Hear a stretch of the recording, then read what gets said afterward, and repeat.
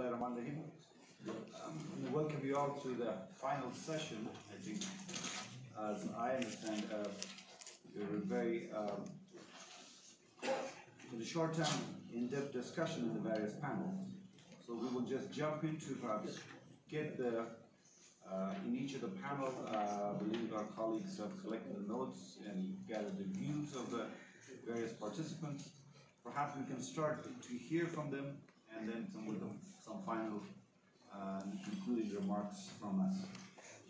We can start with, may I go to, start to the left here, Mr. Hadawalseb, you're in the panel on the trade and financial. Very important and very relevant to the discussions here. Please.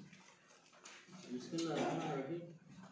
زه هم په نوبت باندې د لومړی د امریکا سفارت نه او د بیروني انسټیټیوټ نه مننه کوم. قدرداني کوم چې په ډېر مهم حساس وخت کې یو مهم بحث ته زمینه مساعده کړه چې سره خپل نظریات شریک کړو. تجارت او څومره وخت لرم؟ 20 دقیقې. تجارت او مالی نظام یا بانکداري دغه بحث موږ ته راکړی شوی چې پرې بحث وکړو. اما دنه مخکې شی چې مهم دی هغه د افغانستان اقتصادي خودکفایي ده چې موږ څنګه کولی شو افغانستان په یو داسې مسیر برابر کړو چې اقتصادي لحاظه خودکفا شي. موږ په هغې باندې بحث وکړو او هغه لارې چارې چې زموږ مناسبې وبللې تر څو ستاسو سره شریک کړو او د دوی له لارې وکولی شو چې زموږ یو سفارش ووسي که دا په بحث کې د طالبانو سره چې د افغانستان د حکومت مذاکرات کېږي. Perhaps switch to English? That possible, right? Yeah, of course. Well, okay.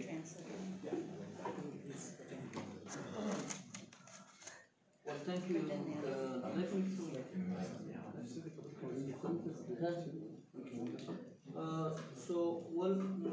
the most important part was the economic self-reliance or the independency economically of Afghanistan. We discussed the trade in the financial sector.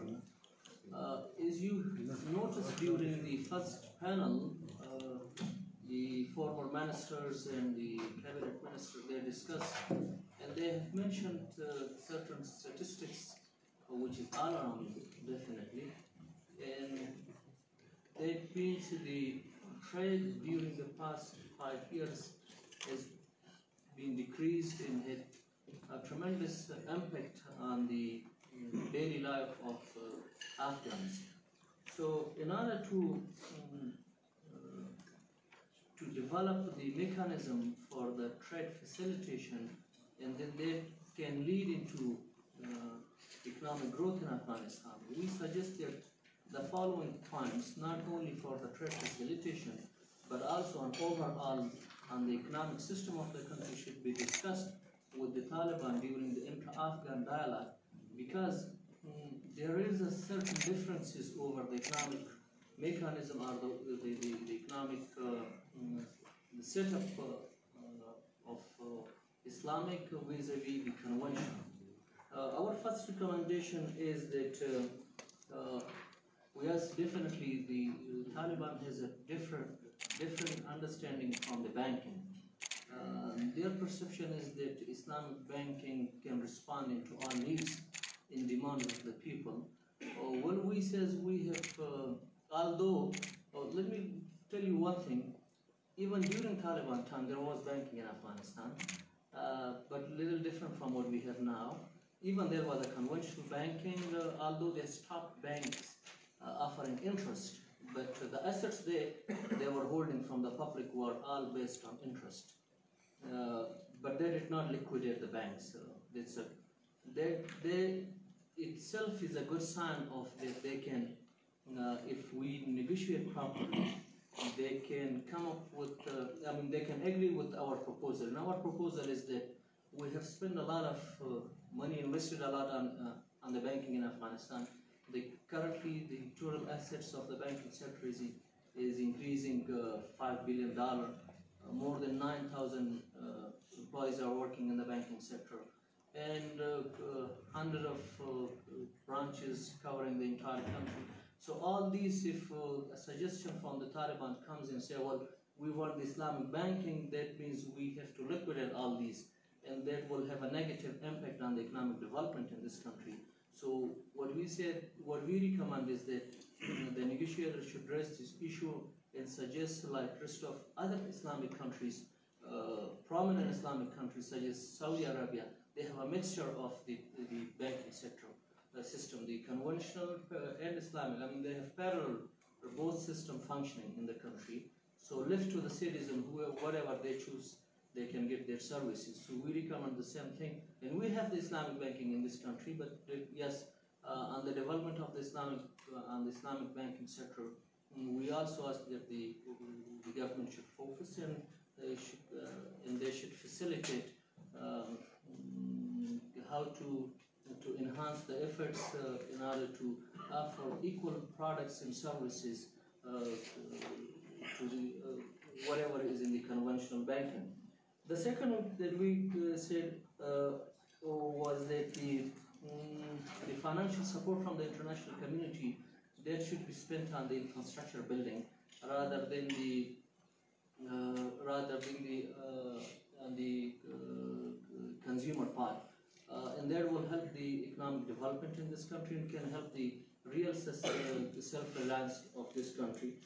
The third one, which is very much important, during the agreement between the Taliban and the Afghan government, definitely there will be a transition period, and we know that certain areas are under control of the Taliban, and there are certain revenue generation infrastructures are such as like mines, and even they are collecting in certain area electricity bills and all these. So what we recommend is that there should be a discussion between the Taliban and the Afghan government that what will happen to those revenue that they generate. Those revenue belongs to the people of Afghanistan. That should go to the treasury of Afghanistan, or some type of mechanism should come up, and they agree with whatever they generate, so that they should be spent on the public interest rather than the group of the Taliban or any other groups, whatever in the control. Okay, well, this is the last one, and probably we will have a discussion later on another one. The last one is on the banking sector. Afghanistan has a very limited banking sector. For the investments, confidence and trust, definitely the economic system of Afghanistan is that its economic independency is dependent on the big projects, and the investments for the big projects can only come when the investors see that there is a somehow possibility of accessing to certain limits of financing in that country, then they can invest in that country. Afghanistan banking sector is very limited. The access to financing for those big projects is not possible. So we expect that the international community, along with the Afghan government, they should discuss what mechanism should be adopted so that they facilitate the investment in this country for those big projects, which is the main need for the economic self-reliance of this country. This is in principle, and then probably in the details there are some other parts that in the next one I'll discuss later. Thank you. Thank you very much, Mr. Adawal. We will hear from all the panelists, and then we can maybe have a brief discussion there. And I know it's the last panel, so we'll try to be running many important issues perhaps a little quickly, but it's also overall the beginning of a very important discussion. Next I have former Deputy Minister of Finance, Mr. Zahid Hamdard. If you can please give us a summary of the discussion that you had.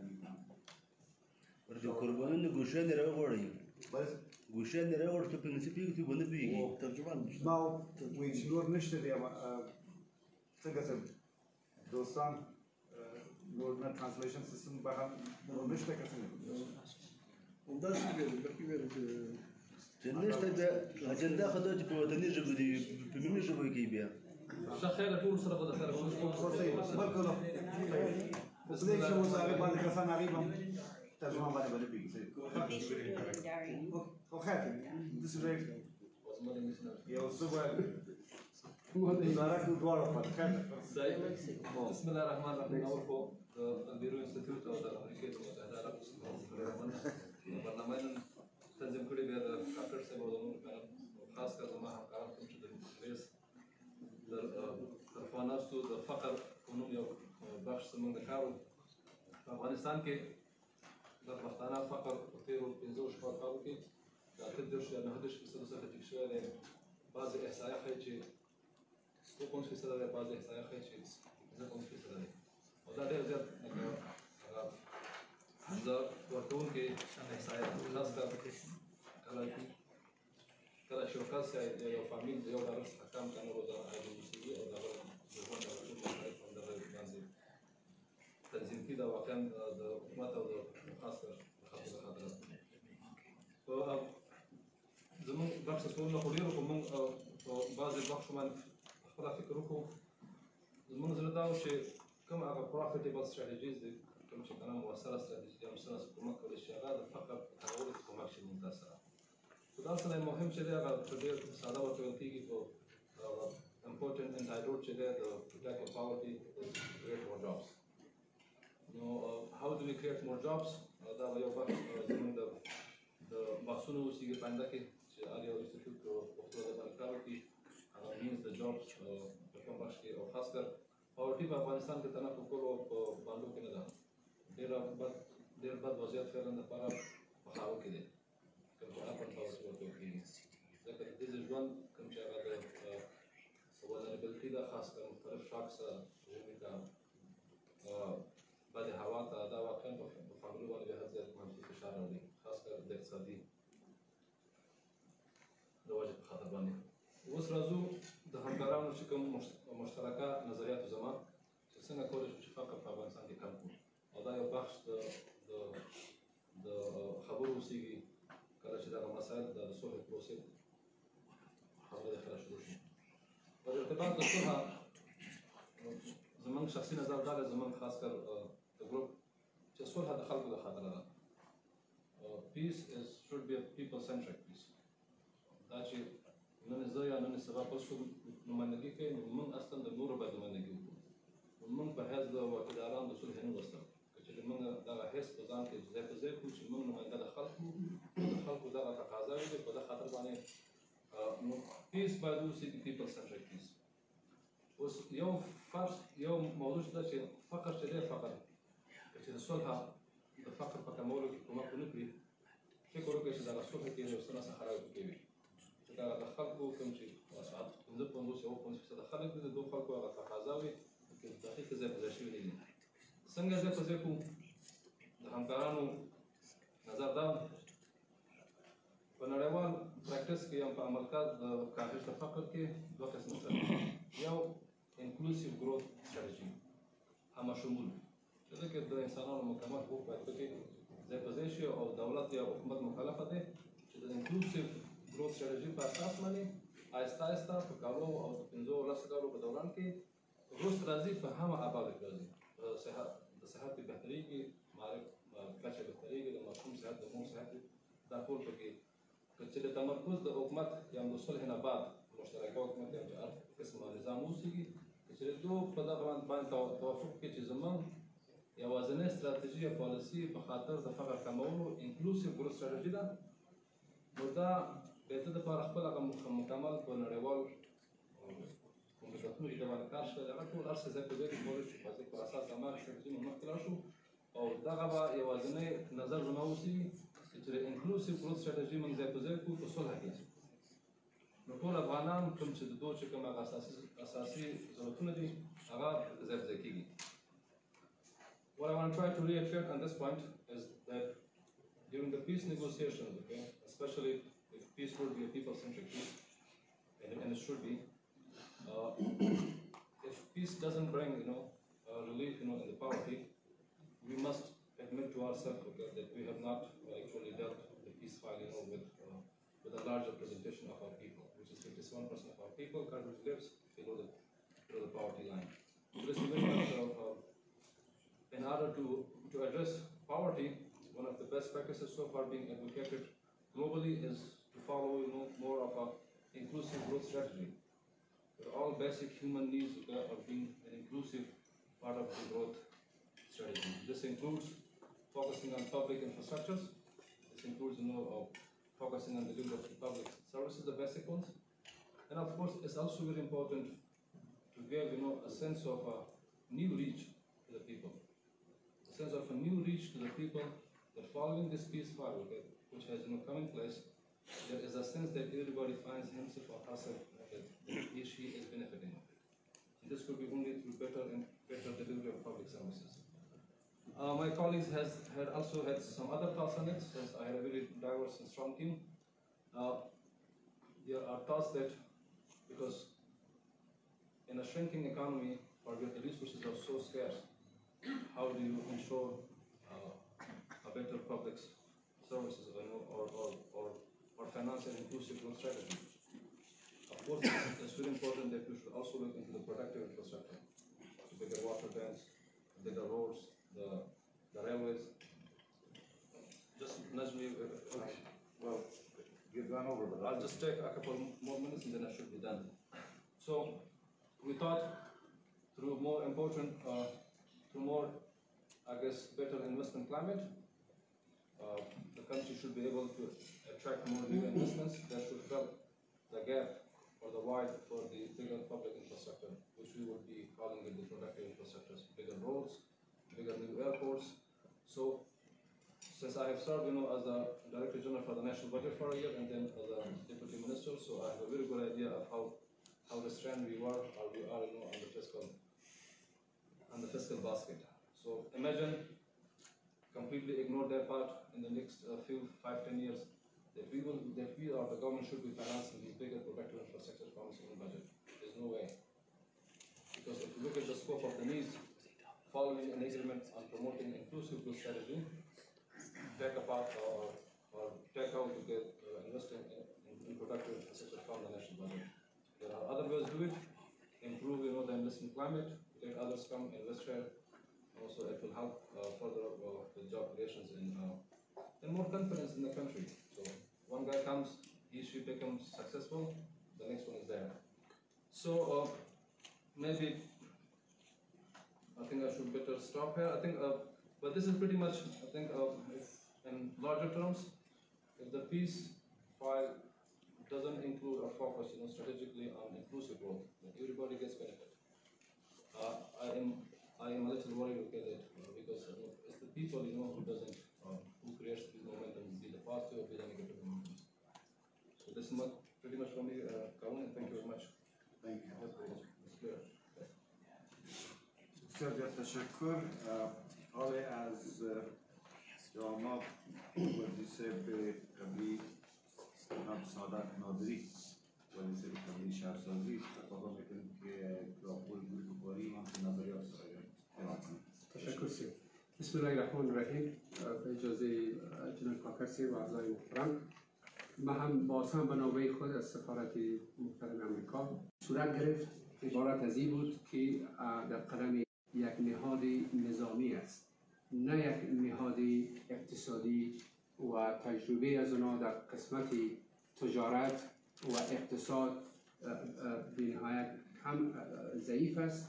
از این لحاظ ما باید اکسپکتیشن خود در این قسمت اونا را ما باید با اونا همکار باشیم.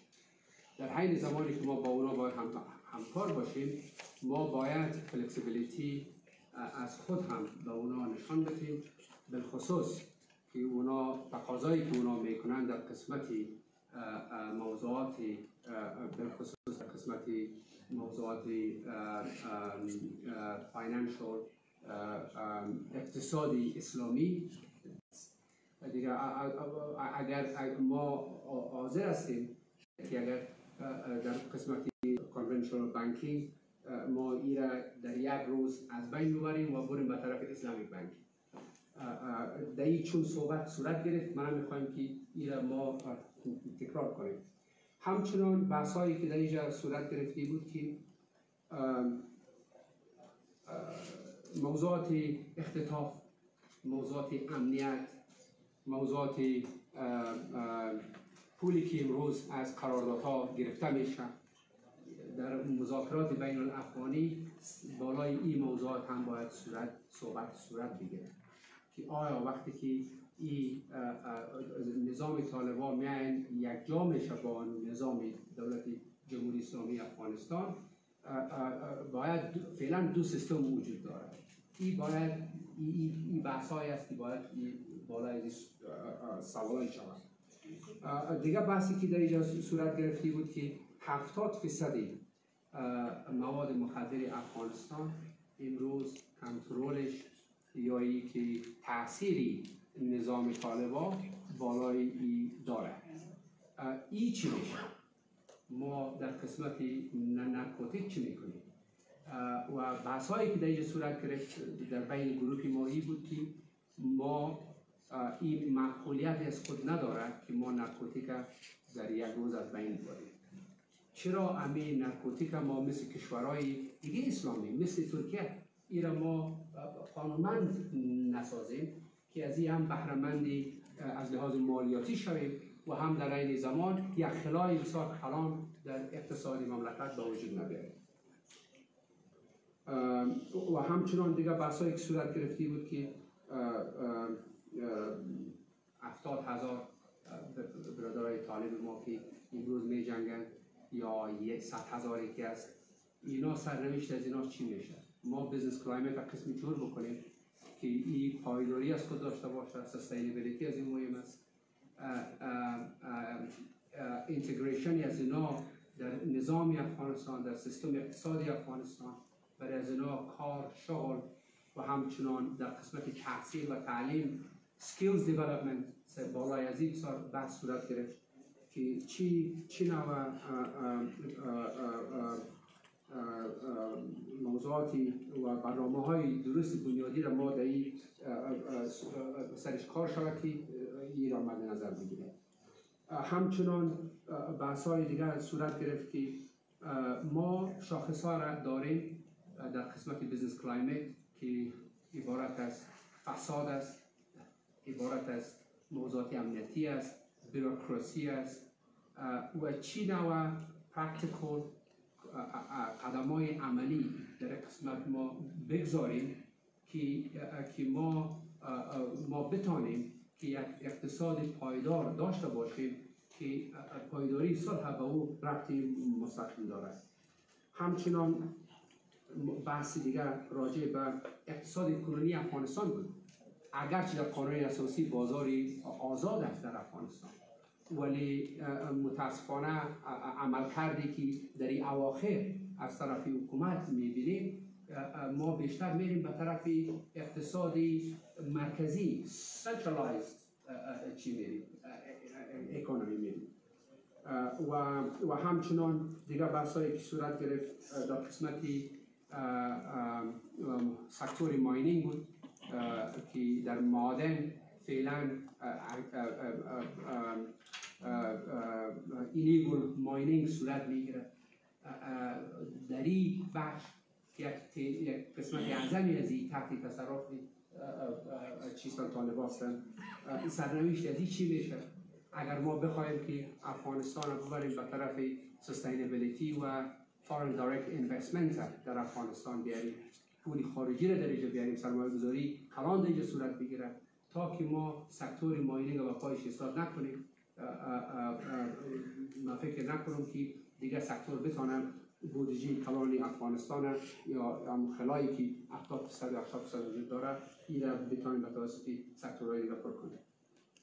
و گپی آخری ما راجع به موضوعات گاورننس بود، موضوعی قوانین‌مندی، تقویت کردن قانون در موضوعات بزنس، سکتور بزنس، این را که ما هر قدر بتوانیم که تجار افغانی خود و بین المللی را ما برش بیشتر از لحاظ قوانین اینا را اطمینان بدیم که پیسه از اینا مطمئن است و این سرمایه گذاری از اینا پایدار می باشد و این حفاظت از این صورت میگیره. به مو اندازه شاید این برای دراز مدت کمک کنه. I will briefly switch into English if you want. If not, okay. So because we have one colleague, you have translation. Great. یک جهان ممنون. تشکر از توجه شما. And now we have Mr. Warbank. Don't mind if you tell us about the views that were put forth in the panel that you were moderating. Thank you very much. And thank you to the Biruni Institute and the Embassy for facilitating this very interesting conversation. And it's been very useful for many of us. Our group was discussing fiscal challenges for Afghanistan. I'm sure as many of you know, this remains an economy almost entirely dependent upon aid. Aid finances 75% of public spending, finances half of the budget, finances 90% of security spending. So in many ways, grants are what is holding this economy together at the moment. So the conclusions we reached through our discussion, firstly, was that there is a recognition on both sides, and there needs to be that recognition of the importance of aid for this economy. We will not transition immediately towards self-sufficiency. It will take time, and there needs to be a discussion about what aid will be provided and the conditions under which that will be provided, to make sure that the compromises that are needed can take place, and that any parties to a negotiation are making the concessions that might be needed to maintain that grant support. No side has an interest in a rapid decline of grants, given that that would undermine service delivery and it would undermine the overall macroeconomic stability of the Afghan economy. And I think under that discussion, there was a general sense around our table from some fairly informed experts that that kind of compromise would be possible, that the Taliban had recognized the extent of Afghanistan's aid dependence and had recognized, at least to some extent, the kind of concessions that may be necessary to continue those aid inflows. So that was our first area. The second area was the kind of opportunities that might come from a peace agreement for accelerated progress towards self-reliance. So the new opportunities essentially following a peace agreement. Firstly was an idea that we may be able to think about how to deliver aid more sustainably and more effectively. In a peaceful context, we can do more with our grant flows. They can be used more efficiently. The costs of delivering projects can be rationalized, and we can get more with the amount of money that we are providing. There was an idea that a government that involves the Taliban may be more effective at revenue collection, and especially if that revenue collection could be in some ways decentralized or devolved regionally. Bringing the Taliban's organizational capacities into revenue collection could lead to substantial revenue increases and reduce some of the revenue loss that we see at the moment. So this is a proposition from our discussion. I think it's none of this is I think a hard line or a definite conclusion, but rather these are the ideas that were discussed. Further, the obvious opportunities for economic growth and development from an improved security environment, many of which I think have been touched on by the previous facilitator. So specifically around agricultural production, trade, and extractors. If we have an economy that is more peaceful, if we have greater security of property rights, that investment can go ahead, that investment can proceed at a faster pace than it has in the past, and that can lead to real benefits for both the economy and government revenues that can be used to finance service delivery, that can be financed to use infrastructure. And so that would be an important thing to discuss in the peace negotiation as well, the kinds of things that could go into an agreement that guaranteed safety of investment, safety of property rights, safety of transport and trade, that facilitated that kind of private sector development.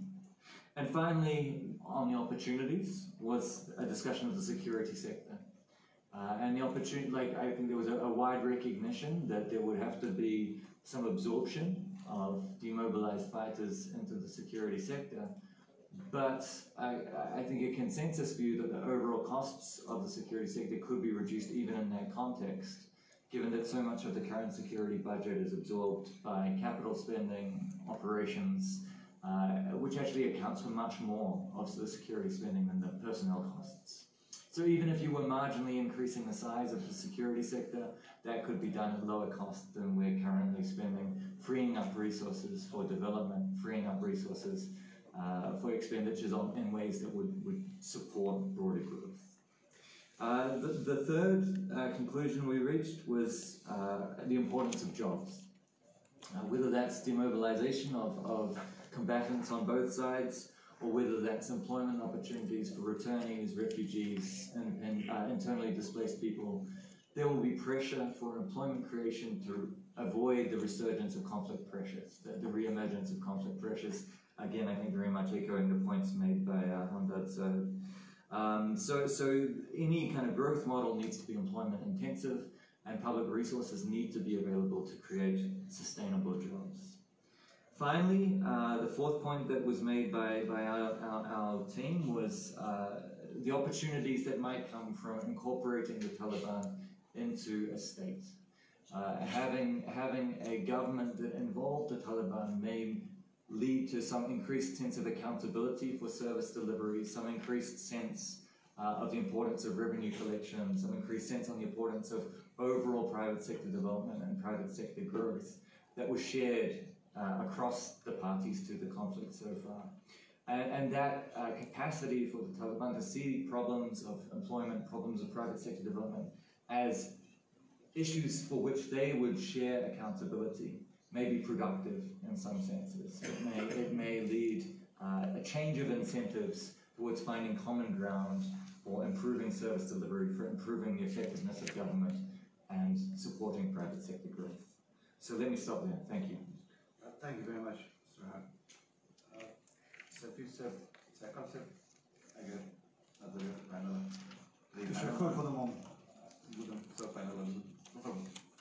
تشکر. من هم تشکری میکنم از سفارت ایالات متحده آمریکا و همچنان کانون البرونی برای ترتیب یک مجلس مهم صحبت پیرامون صلح و مسائل اقتصادی.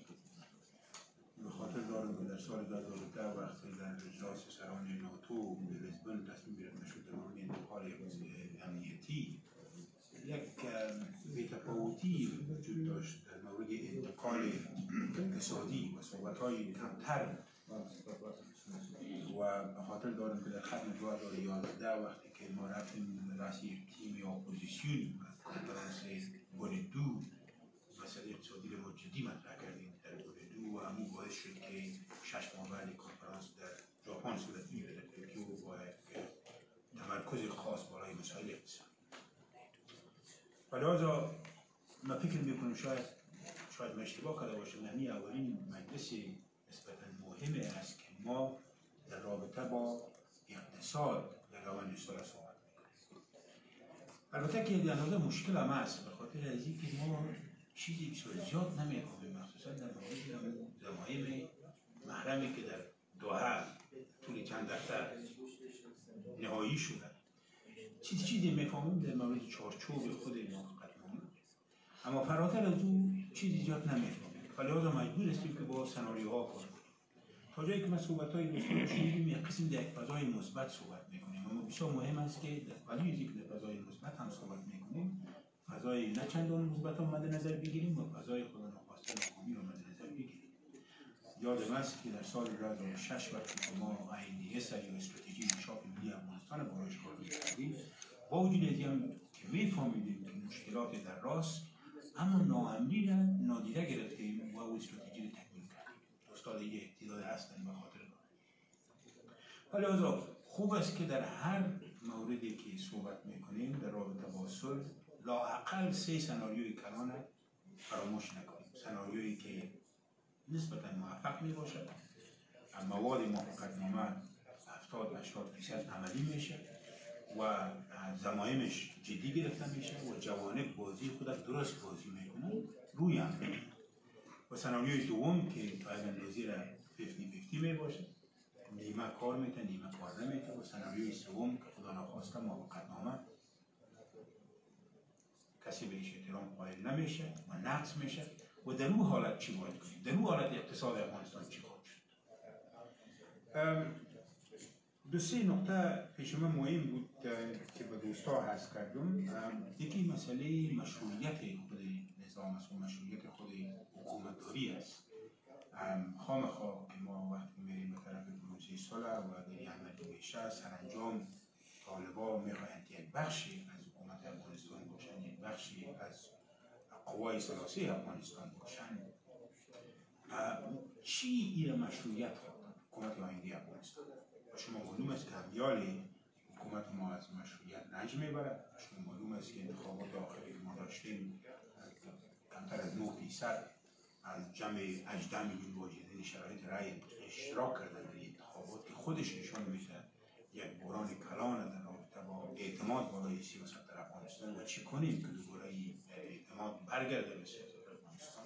در حالت فعلی وقتی که پروسه صلح عملی میشه در اون صورت خامخواه چی کنیم که یک حکومت مشروع داشته باشیم. و مسئله دیگر مهم است که چی را ما میبریم در میز مذاکره و در حکومت آینده و چی را طالبان میارن در میز مذاکره و مجموعی از این چطور میتونه که اصلاحات در حکومت داری بیاره و فساد کم بسازه. همین صحبت‌های مقدماتی بود در رابطه با 4 سوالی که به ما داده شده بود. ما کوشش کردیم که به 4 سوال جدی بگیریم، البته با قدر هم جدی نگرفتیم. صحبت‌های ما به انگلیسی بود، فلذا یادداشت‌هایی که من خدمت شما تقدیم می‌کنم به انگلیسی هست. سوال اول زیادتر در قسمت observation from the panel. What was our observation of the panel? Few points. Point number 1, culture of impunity exists in Afghanistan, particularly among a good number of elites. That was prominent. 2, reforms for decentralization and combating corruption are challenged by government. 3, one reason for not being able to combat corruption is lack of justice. And 4, institutionalization of corruption has increased. On the second question, issues to raise in intra-Afghan negotiations, 1, decentralization of governance should be included in the negotiations. 2, seek what Taliban's offer is to implementation of rule of law and combating corruption. We've heard very little from the Taliban about their views or their vision for the economy of the country or for the rule of law and how they curb corruption. Point number 3 under that question is to seek what Taliban brings when integrated in government. What is their reform agenda? And point number 4 under this question, there are double standards in implementing laws against corruption currently. What can we do to have a single approach when it comes to tackling corruption? On the other 2 questions, sorry, before I go to the other 2 questions, there are a couple of other ones here. Sorry? Okay, we cut that. On questions number 3 and 4, what economic elements should be included in the agreed settlement and what economic outcomes could sustain peace? 1, immediate economic package should be planned for the youth who lay down the weapons. 2, international aid should be conditional upon good governance, justice, and progress in peace. 3, decentralization where Taliban youth also involved with governance and economic development. 2 more points, final points. In the past, when we put strategies for anti-corruption, we've given too much emphasis on tackling corruption and we've forgotten honesty and integrity and credibility and how to build a system of support for the whistleblowers. Many of them have fallen victim because of the lack of such a system of support. And finally, when it comes to the negotiating team, We can see one option being very much discussed by the political groups or by the coalitions, about 4 or 5 of them at the moment, that they should all be represented. What is missing is the quality of discussion. What is needed for Afghanistan around the negotiating table? And how best we can bring quality people around the negotiating table. Fair enough, representation is crucial. When you can put this quality people to the political parties, civil society, private sector. If there is serious objection against climate change, then they could be replaced. But it is important that we get quality to the negotiating table. I'll stop at that. Thank you. Thank you very much. I think I will have some concluding remarks, and then my colleague, Mr. Khalmadisa, will have some concluding points. Is that, I don't think we have time for question and answer. Is that right? Okay. I mean, I think I also want to thank the Biruni Foundation and the US Embassy.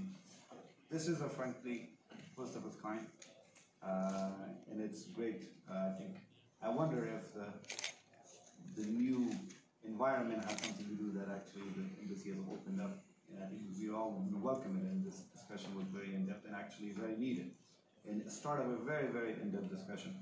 I'll just touch on, instead of repeating, I think the points that are very eloquently made here, I'll just touch on the key themes that I caught actually. Number one, I think we all recognize that economic issues should not be overlooked. And usually, you have peace talks, security, political discussions kind of take the center stage, and economic issues are kind of put on the side, because it came out in the discussion, I think different colleagues said, and I think Minister Nazi said it very well, that peace settlement, you can have a peace settlement, but for the peace to be sustainable, you need an economic agenda to go with it. So economic issues should be also high priority for these peace negotiations as well. That's number one. Number two, there's need for immediate what's called peace dividend in areas that are actually suffering the most. Overall, the country has, for the past 4 years, has suffered from the war, economically speaking, but obviously the places where the war has been the most active, those places have suffered the most. So population in general, and those places that have actually suffered the most, they need peace dividend. And so that means quick impact projects for those issues. And I think one thing that came up again and again is the issue of jobs. For youth, and yes, for women and others, but I think so that we do not basically, the cycle of violence doesn't repeat itself. That is very important. And that actually raises a question for me as well, which is, in those areas, usually the government has the least kind of even institutions capability. So how does it moving very quickly go? And there actually, we have the private sector as well, that I think that is issue that came out again and again, which is the importance of the private sector and playing a critical role and cementing and pushing the peace agenda. And for that, yes, the issues of public access to finance is important. For them, yes, they need some kind of guarantees, some assurances from the various parties. Fear of abduction doesn't help for the private sector to move in places. Yes, there has to be clarity about who do they pay their dues to or taxes to. Those things have to be clarified. On the other hand, I think just right after peace, expectations of a lot of economic laws and other things, while there should be some clarity, some reforms, perhaps maybe would be too high. Maybe at the beginning they would be dealing with so many other issues. So I think some of the expectations, this might, and it should be tempered a little bit, because the focus will not be so much on, let's say, on the very kind of nuts and bolts of changing laws, and because we'll have economic issues for the long time, Afghanistan. But if we can discuss them and try to resolve them in a peaceful situation, that would be, we would be very, that would be a huge step forward. So again, I think again, very important points. One of the issues that actually came again and again, which is the issue of banking. I think, especially for the negotiations, the current availability of both conventional and Islamic banking should be preserved. I was at the review clearly stated. We have so many banks, we have so much money in these banks, so many people working in the various industrial sector, and that there are a lot of good models that actually can be presented that are hopefully, and there's some precedent as well that it should be, but not so much of a big problem, but I think that should be accepted. But this should be advocated. Yes, and it's very important for the private sector and others as well, as obviously we all know. I would say there were also some drastic proposals as well. Legalization of, for better word, drugs. Narcotics. So that's, I mean, maybe there are some issues that can be discussed. But I think there's some other very, one thing that all sides recognize, I think one thing we all can take comfort in, all sides, including Taliban and government, recognize the value and the need for aid. And I think that would probably one thing that would be very useful for these parties to understand how aid is even allocated from different capitals and so forth. So we cannot expect aid, but yet continue some actions that may actually, or do things that would turn off the various capitals and so forth. So I think there is that recognition, and with that recognition, I think hopefully there will be more debates of this nature, greater understanding of the value of it, because especially if you want to break the cycle of violence that Afghanistan has actually suffered way too long from. Thank you so much for my part. I just want to خپل نظریات او د نورو نظریات د تاسو په وړاندې کې او واقع کېدو بسم الله الرحمن الرحیم ټولې خبرې سوي دي نه غواړم چې خبرې اوږدې کړم او ملګرو ته تکلیف ورکړم اصلي خبره دا ده چې تر څو پورې په سوله باندې نه وي کامیاب شوي فکر نه کوم چې یو شی به وکړی شي ځکه سوله هغه امر ده چې هغه کې اقتصاد تامینېږي امنیت تامینېږي د بل ټول حقوق پکې تامینېږي عدالت پکې تامینېږي او هر څوک مطلق بشر د صلح په رڼا کې ژوند کولی شي چې صلح نه وي دا ټول شیونه نشته صلح چې نه وي امنیت نشته چې امنیت نه وي فساد د فتنو هغه دروازه ده چې یو مملکت تباه کوي یوه ټولنه تباه کوي او چې سوله نه وي نو فساد اوج ته رسېږي تاسې ګورئ که چیرې یو لوی سیف ولرو بېدریغه روپۍ کې واچوو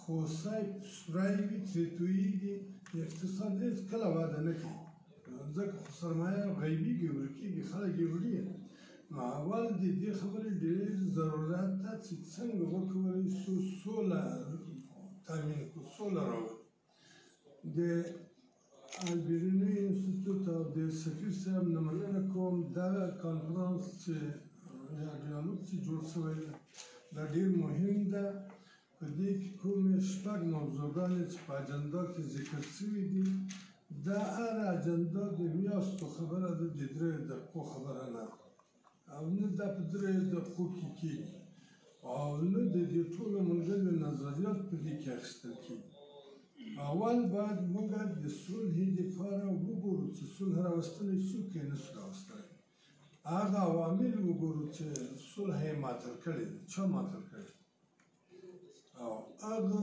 مرجع ته عذر وکړو چې موږ سره په صلح کې کومک وکړي او صلح راسي تاسو ته یو مثال وایم که چیرې ملګري ملتونه د موږ سره کومک ونه کړي یا افغانستان کې راغلي قوتونه د موږ سره کومک ونه کړي موږ د همسایګانو لاس نشو نیولی او د همسایګانو لاس چې ونه نیول شي په ټوله مرکبه د صلحې مخه هم ونه ویني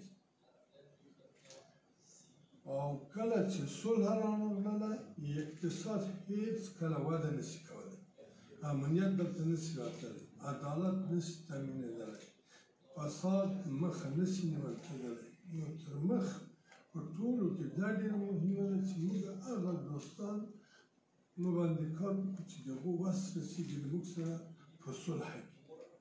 موږ 10 کاله کېږي د صلح په شورا کې کار کوو، خو په 10 کالو کې د صلح سره چا کومک نه ده کړی. د 15 کال راهیسې چې متحده ایالاتو د صلح غږ وکړ نو بلا پیشرفت وشي، نو په دوی پورې ډېره اړه لري. کاشکې چې سفیر صاحب وای ما ورته ویلي، نو دوی کولی شي چې له موږ سره کومک وکړي او د رښتیا صلح راولي دې ملک ته.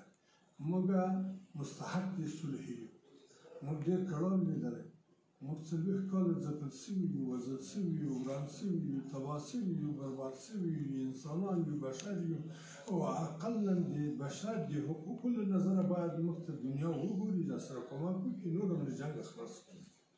نور باید موږ دغه حالت ووینو. یوه خبره بله هم کومه چې پیشنهاد مې ده، یا دغه ټولنه او دغه ګوتمان دا دوامدار شي، یا دوم په دې کې هغه خلک راوغوښتل شي چې هغه د صلح په مختلفو اړخونو باندې کوي. هغه څوک هم دلته باید راشي چې دا فساد یې په دې ملک کې راوړی ده او چې موږ مخامخ ورته ووایو چې تا په دا دومره زمانه کې دومره فساد وکړ، موږ ورته ویلی شو. هغه خلک هم باید راوغوښتل شي چې د فساد مخه نیول شي. په نوره دنیا کې تاسو ته تر ما ښه معلوم ده، موږ نه چې لار ورکړو چې پولیس ته ورځو، بیا پولیس ته وایو فلانګي ځای ته چېرته څنګه لاړ شو، هغه بیا لار راوښي. د دې وطن پولیس ته ورتلای نه شي چې تښتې چې دا یې میجي بولوي. نو دا اوس امنیت ته دغه امنیت نه موږ تقاضا لرو او چې هغه د کور امنیت ونیسي. هغه د کور امنیت چې نیولی شي، نه د چا امنیت نیولی شي. دلته د تجار امنیت نشته، د سوداګر امنیت نشته، د سرمایه امنیت نشته. دا ټول برباد دي د څه په خاطر باندې او چې سوله نشته. نو دا د دې خبرې مې عرض کړې. او بل دغه زحمت وباسو، موږ تاسو د دې وطن خلک یو او دغه جنګ زموږ تاسو اولادو ته ځي، موږ مسؤول یو، خدای هم پرې باندې نیسي. راځئ چې زحمت وباسو، لږ ډېر وختي راسو، لږ ډېر په وخت باندې خبرې وکړو، تر څو پوره په یوې خبرې ته ورسېږو. اوس د نن ورځ کې چې موږ تاسو تېره کړله نو ډېره محدوده نتیجه به په لاس باندې راغلې وي، هغه خاکه نور کار غواړي. دا مې پیشنهاد، نور به دعا وکړو چې وخت ډېر وکړو. صلی الله تعالی